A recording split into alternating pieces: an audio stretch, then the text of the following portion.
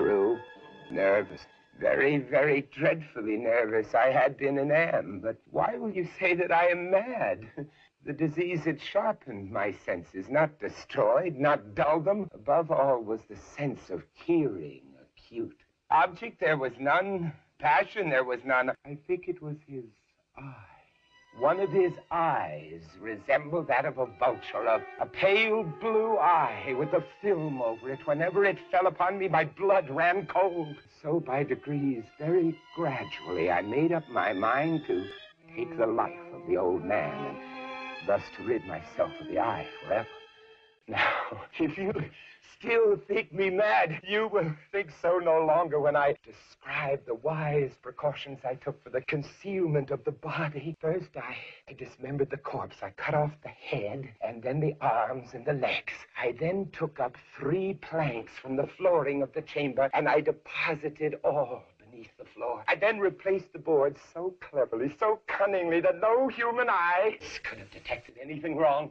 When I had made an end of these labors, it was 4 o'clock, still dark as midnight. As the bell sounded, there came a knocking at the street door.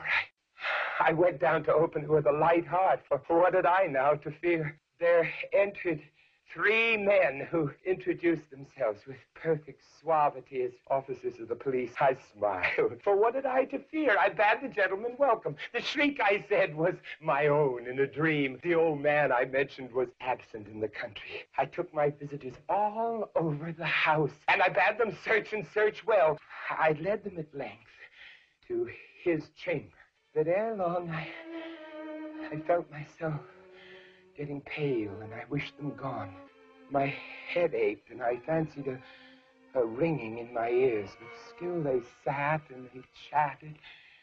The ringing became more distinct. Why would they not be gone?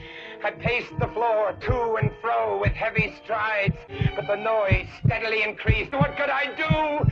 I foamed, I raved, I swore. I swung the chair upon which I had been sitting, grated it upon the boards, but the noise rose above all. It grew louder, louder, and still the men chatted pleasantly and smiled. Was it possible that they heard not?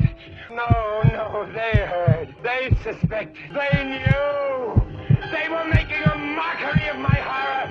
I could bear those hypocritical smiles no longer. I felt that I must scream or die. And now again, hark! Louder, louder, louder, louder! Villains! Dissemble no more! I admit the deed!